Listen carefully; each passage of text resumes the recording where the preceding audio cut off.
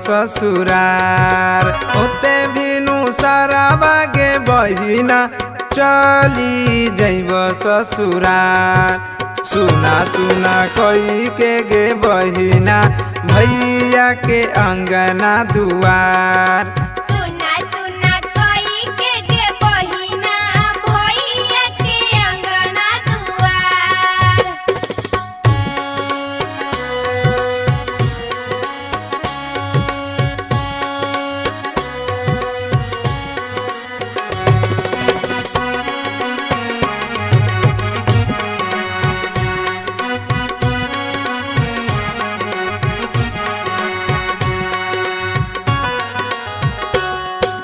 केकरा के रोबाला से बहिना भींगता जग संसार। केकरा के रोबाला से बहिना भींगता जग संसार। केकरा के रोबाला से बहिना बहे गंगा जी के धार।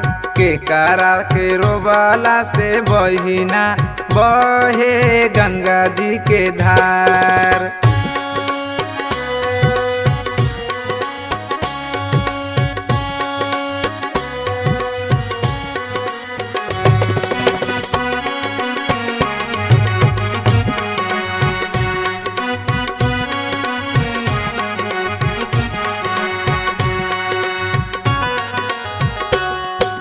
पापा जी के रोबाला से बहिना भीगत बाटे संसार।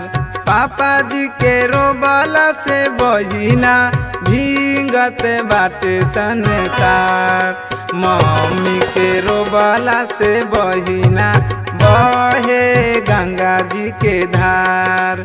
मम्मी के रोबाला से बहिना बहे गंगा जी के धार।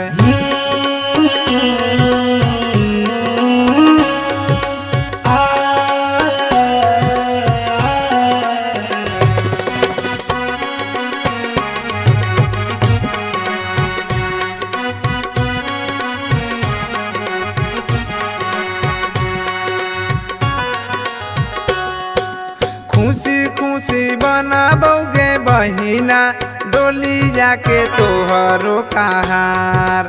खुशी खुशी बनाबोगे बहिना डोली जाके तोहरो कहार। भाई बहिना के पावन